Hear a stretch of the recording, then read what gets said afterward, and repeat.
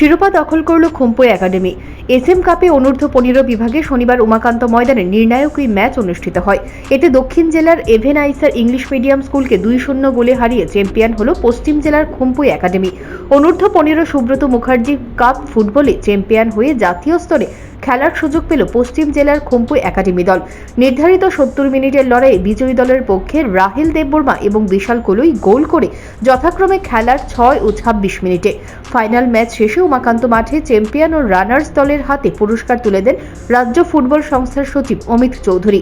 সঙ্গে ছিলেন রাজ্য ক্রীড়া পর্ষদের যুগ্ম সচিব স্বপন সাহা, ত্রিপুরা স্কুল স্পোর্টস বোর্ডের যুগ্ম সচিব অপু রায়, আয়োজক কমিটির চেয়ারম্যান তথা ক্রীড়া দপ্তরের অতিরিক্ত অধিকর্তা শান্তনু সূত্রধর সহ অন্যান্যরা।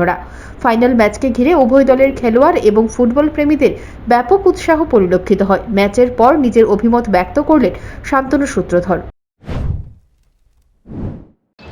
এবার under 15 boys 63rd edition of international Subrata cup. এবার আমাদের এখানে টোটাল 8টা ডিস্ট্রিক্টের যে চ্যাম্পিয়ন টিমগুলো এখানে পার্টিসিপেট করেছে।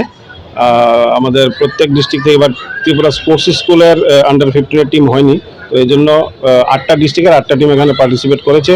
আর যে চ্যাম্পিয়ন টিম এবার এখনো ঘোষণা হয়নি এয়ারফোর্সের তরফ থেকে ন্যাশনাল লেভেলে, তবে গত বছর এটা ব্যাঙ্গালোরুতে হয়েছিল আন্ডার 15টা। তো এই বছর তারা ঘোষণা দিলে আমরা জানতে পারবো, এক তো দিল্লি বা ব্যাঙ্গালোরের মধ্যে কোথাও হওয়ার কথা, এটা এখনো ঘোষণা হয়নি। এবার এই চ্যাম্পিয়ন দল খেলবে জাতীয় স্তরের আসরে। Bureau report, news prime Tripura.